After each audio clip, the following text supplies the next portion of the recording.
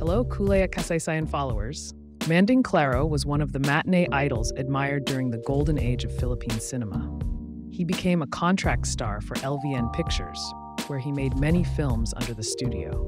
Manding was often paired with actress Nanita Vidal, and their love team became one of the most famous of their time. Let's get to know Manding better in this video.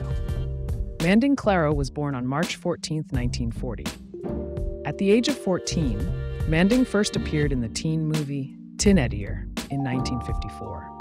He played a supporting role to the film's lead actors, Nita Blanca and Nestor de Villa. It was also in this film that he was first paired with actress Nanita Vidal. Their pairing was well received by movie fans, and they became one of the famous love teams of that era. They starred together in several films, many of which became blockbuster hits at the box office.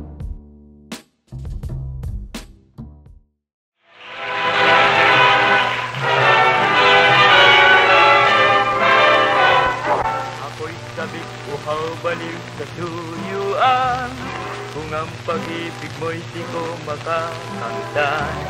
Pagkat kundi ikaw ang kasintahan, ay hindi ko masisiyahan. Wala akong hinihintay sa buhay ko, kundi isang sumpang wagas sa puso mo. Manali kang wala ng pagbabago, ang pag-ibig ko'y iyong-iyo. Tanging ikaw ang aking buhay, lunas ng pusong may lumbay.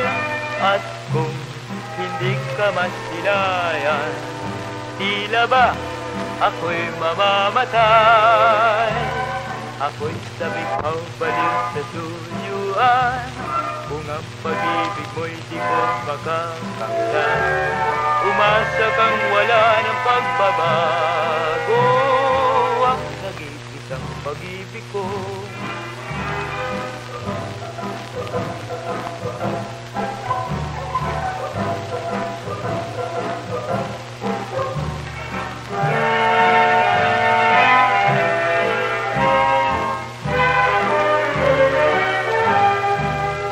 Tanging ikaw ang aking buhay, lunas ng pusong may lumbay.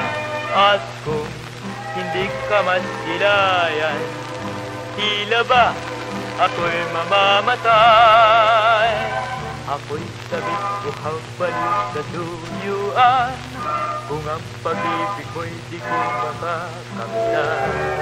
Umasa kang wala ng pagbabago, ang nag-iisang pag-ibig ko. Ang nag-iisang pag-ibig ko.